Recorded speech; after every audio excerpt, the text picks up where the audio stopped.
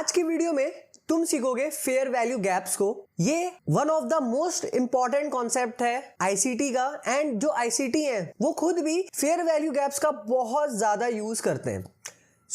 आज की वीडियो ना लिटरली तुम्हारे लिए बहुत ज्यादा इंपॉर्टेंट होने वाली है अगर तुम आईसीटी कॉन्सेप्ट्स को यूज करना चाहते हो। ठीक है, तो आज की वीडियो को बहुत ध्यान से देखना। ठीक है, ये वीडियो हमारा एपिसोड 10 होने वाला है हमारे आईसीटी कॉन्सेप्ट्स फुल कोर्स का, जहां पे मैंने आईसीटी के मोस्ट इंपॉर्टेंट कॉन्सेप्ट्स को ना एक स्ट्रक्चर्ड वे में पढ़ाया है ताकि एक बिगिनर से लेकर एक एडवांस तक सभी को समझने में आसानी हो। ठीक है, अपने हम एपिसोड को स्टार्ट करते हैं।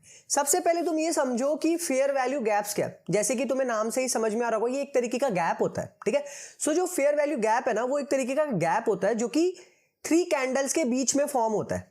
ठीक है, जैसा कि तुम यहां इस एग्जाम्पल में देख सकते हो, यहां पे मैंने एक बुलिश का एंड एक बेरिश का एग्जाम्पल लिया है। ठीक है, यहां पे देखो, सबसे पहले मैंने क्या करा है, फर्स्ट कैंडल का हाई एंड थर्ड कैंडल का लो मार्क कर लिया है। जैसे ही मैंने ये हाई एंड लो मार्क किया, मुझे दिखा कि यार इनके बीच में ना एक ऐसा खाली सा स्पेस फॉर्म हो रहा है जहां पे कोई भी विक नहीं है। देखो यहां पे कोई भी विक नहीं है, राइट।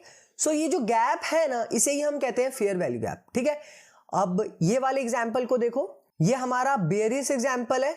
ठीक है, यहां पे मैंने क्या करा है, फर्स्ट कैंडल का लो एंड थर्ड कैंडल के हाई को मार्क कर लिया है, एंड इनके बीच में देखो, ये जो हाई एंड लो का बीच का जो गैप है, इस गैप पे कोई भी विक नहीं है। देख रहे हो, कोई भी ट्रेडिंग नहीं हुई है। तो ये जो गैप है ना, इसे ही हम फेयर वैल्यू गैप्स जो है कहते हैं। ठीक है, आई नो ये तुम्हें थोड़ा कंफ्यूजिंग लग रहा होगा, तो मैं क्या करता हूं, सीधा चार्ट्स में जाके ना इसको थोड़ा सा फेयर वैल्यू गैप्स को ड्रॉ करता हूं ताकि तुमको अच्छे से ये चीज क्लियर हो एंड आइडेंटिफाई करने में आसानी हो। ठीक है, ओके, मैंने ना यहाँ पे अपना ट्रेडिंग व्यू को ओपन कर लिया है। अब मैं क्या करूंगा, चार्ट्स में ना फेयर वैल्यू गैप्स को मार्क करना शुरू करता हूं। ठीक है, ताकि तुमको थोड़ा देख के अच्छे से क्लियर हो। ठीक है, कि फेयर वैल्यू गैप्स क्या होता है। ठीक है, यहाँ कहीं से भी हम स्टार्ट कर सकते हैं। ठीक है, ओके, यहाँ पे देखो, फर्स्ट कैंडल का लो एंड थर्ड कैंडल का हाई मैंने मार्क कर लिया। इनके बीच में देखो, इसको मैं ऐसे हाईलाइट कर देता हूं। ठीक है, यहाँ पे देखो, यहाँ पे तुम्हें कोई विक नहीं दिख रहा है। ठीक है, ये जो खाली स्पेस है ना, यही हो जाता है हमारा फेयर वैल्यू गैप्स। ठीक है, जैसे तुम्हें एक यहाँ पे भी दिखेगा, फर्स्ट कैंडल का हाई, थर्ड कैंडल का लो। ठीक है, ये भी एक हमारा फेयर वैल्यू गैप। ठीक है, यहाँ पे देखो, यहाँ पे मैं क्या करूंगा, फिर से फर्स्ट कैंडल का जो ये लो है उसे एंड ये जो थर्ड कैंडल का हाई है उसे मार्क कर लेता हूं। ध्यान से देखो, यहां पे ना कोई खाली स्पेस नहीं बच रही है। जो विक है ना, फर्स्ट कैंडल एंड जो थर्ड कैंडल के जो विक्स है वो आपस में ओवरलैप कर रहे हैं, तो यहां पे कोई गैप फॉर्म हो नहीं रहा, तो ये हमारा फेयर वैल्यू गैप नहीं हुआ। ठीक है, एक हमारा फेयर वैल्यू गैप यहां पे भी है।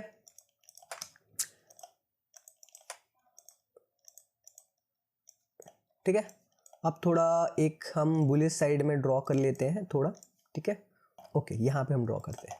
ठीक है, यहाँ पे देखो, मैं क्या करूँगा, फिर से फर्स्ट कैंडल का हाई एंड ये थर्ड कैंडल का लो मार्क कर लेता हूँ। ये देखो, ये खाली स्पेस दिख रही है, यहाँ पे कोई भी विक है नहीं। ये हमारा फिर से फेयर वैल्यू गैप हो गया। फिर एक फेयर वैल्यू गैप ये हो गया हमारा, फिर एक ये हो गया। ठीक है,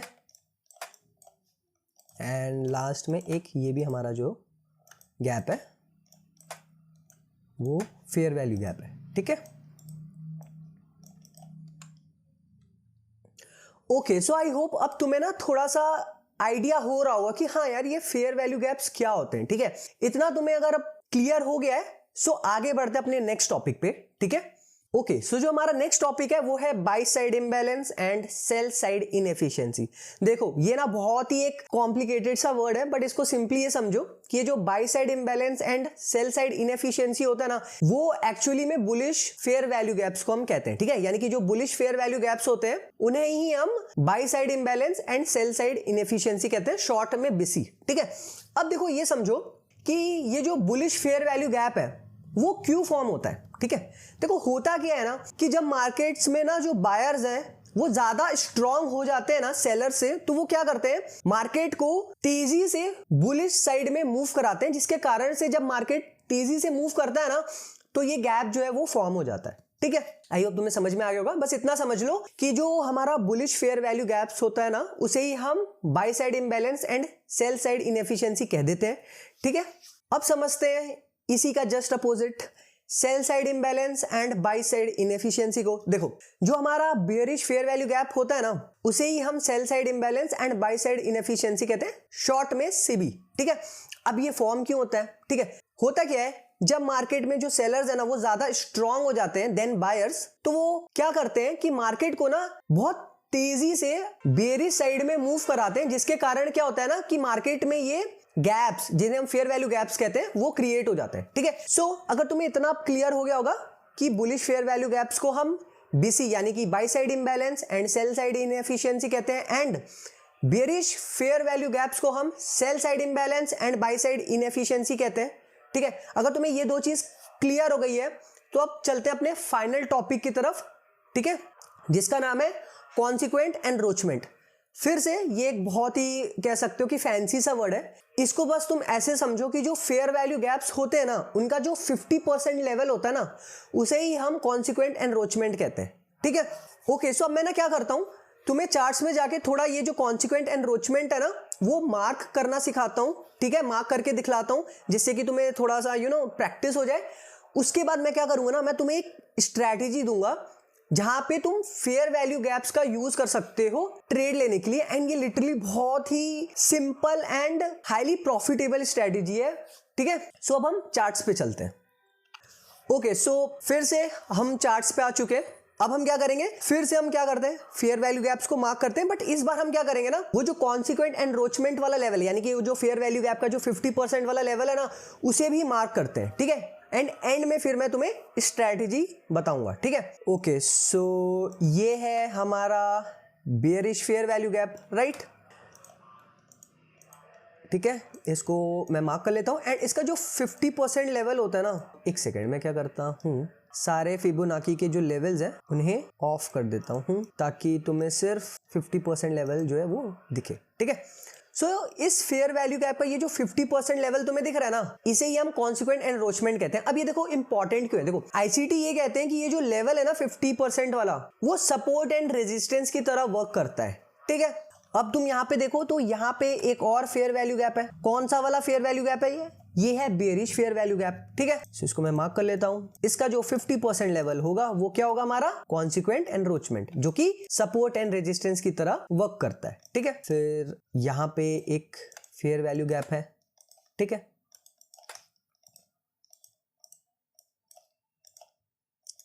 ठीक है, सो अब ना हम थोड़ा ना बुलिश के एग्जांपल्स भी देख लेते हैं। ठीक है, सो यहां पे एक बुलिश फेयर वैल्यू गैप मुझे दिख रहा है। ठीक है, फर्स्ट कैंडल का हाई, थर्ड कैंडल का लो। ठीक है, एंड इसका जो 50% लेवल है वो क्या है, कॉन्सिक्वेंट एनरोचमेंट। ठीक है, फिर एक फेयर वैल्यू गैप यहां पे है।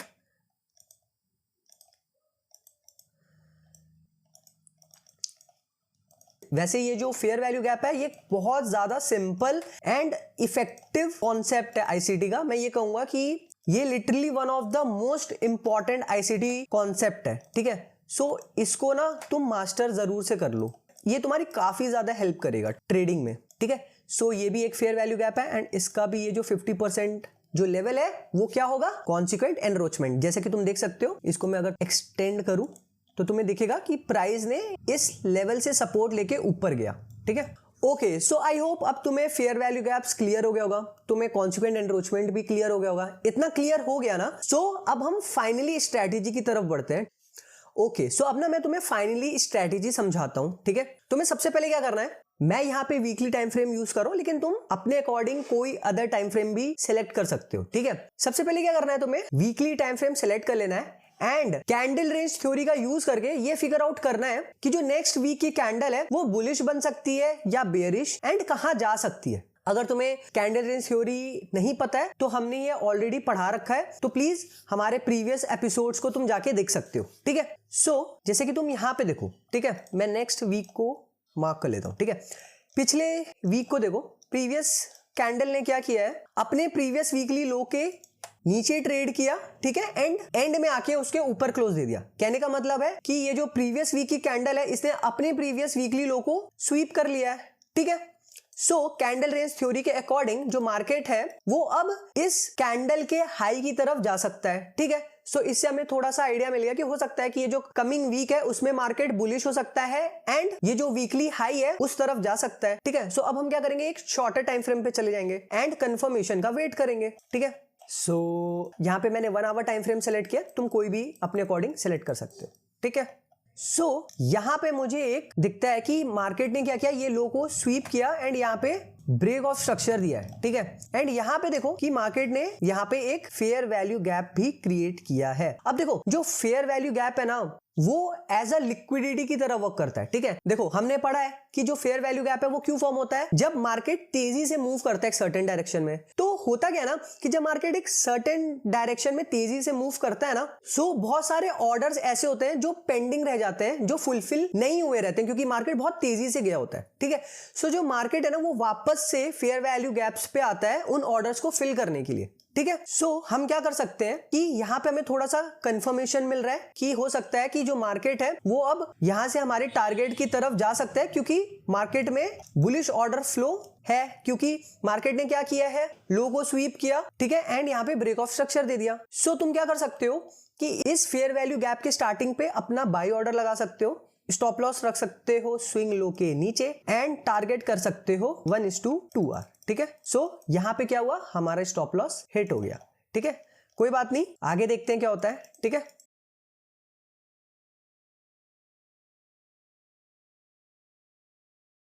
ओके यहां पे देखो क्या हुआ, इस प्राइस एक्शन को देखो, ये जो बुलिश मूव आया इसने क्या किया, वीक की जो भी सेलिंग थी ना उसको एब्जॉर्ब कर लिया एंड यहाँ पे हमें एक ब्रेक ऑफ स्ट्रक्चर जो है वो दे दिया। अब ये देखो ये जो बुलिश प्राइस मूव आया है इसमें तुम देख पा रहे होगे कि 2 फेयर वैल्यू गैप्स बने, एक ये एंड एक यहाँ पे। ठीक है, सो जब भी ऐसे मल्टीपल फेयर वैल्यू गैप्स बने ना तो तुम क्या कर सकते हो कि सबसे जो पहला वाला फेयर वैल्यू गैप है ना, यानी कि जो सबसे ऊपर है, बुलिश के केस में सबसे ऊपर है, वहां पे अपना ऑर्डर लगा सकते हो। ठीक है, स्टॉप लॉस रख सकते हो स्विंग लो के नीचे।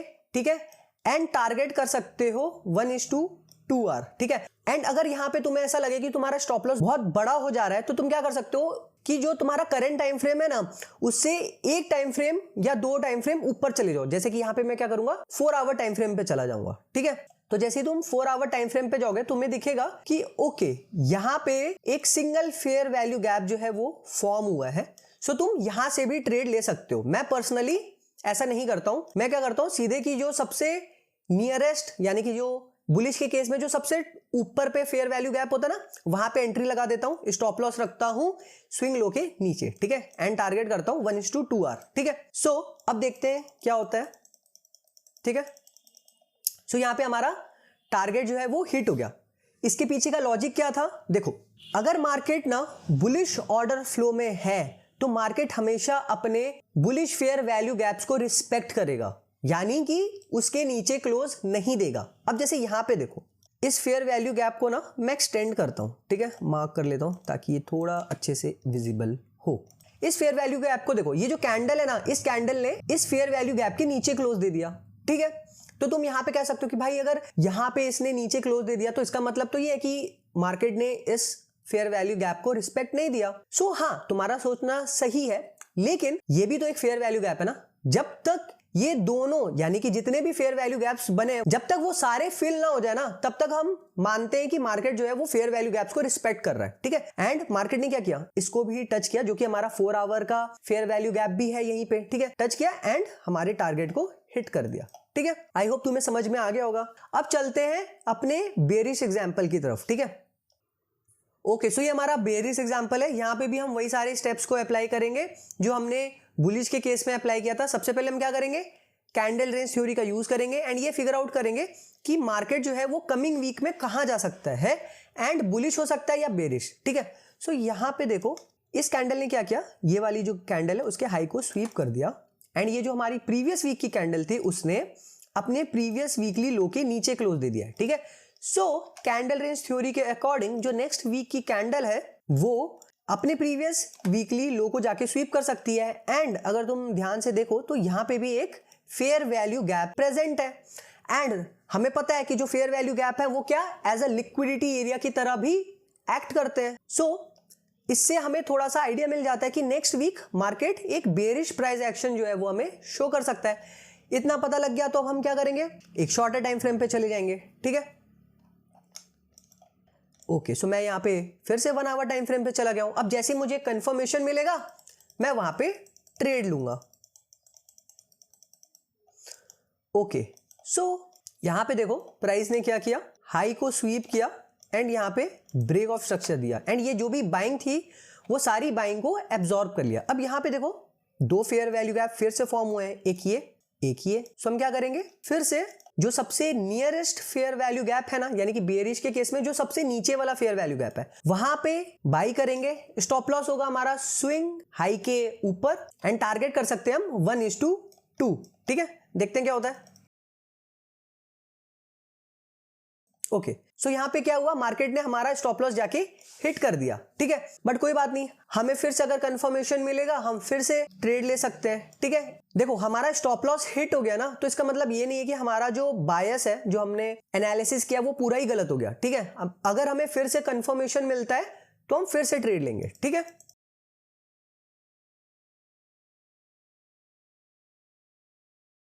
ओके, सो यहां पे मुझे दिख रहा है कि यहां पे देखो इस कैंडल पे एग्जैक्टली इस कैंडल ने क्या किया, जितनी भी बाइंग आई थी ना वीक की वो सारी एब्जॉर्ब कर ली है यहाँ पे। ठीक है, शोइंग कि मार्केट यहां से फिर से नीचे जा सकता है एंड हो सकता है मार्केट में फिर से बेयरिश ऑर्डर फ्लो जो है वो स्टार्ट हो गया हो। सो यहां पे तुम देख सकते हो कि दो फेयर वैल्यू गैप्स जो है वो फॉर्म हुए हैं, एक ये एंड दूसरा ये। सो मैं क्या करूंगा, सबसे जो नीचे वाला फेयर वैल्यू गैप है ना वहां पे एंटर करूंगा। स्टॉप लॉस होगा मेरा स्विंग हाई के ऊपर एंड मैं टारगेट करूंगा 1:2 आर या 1:3 या जितना भी कर सकते हो। मैं पर्सनली 1:2 टारगेट करता हूं। ठीक है, देखते हैं क्या होता है।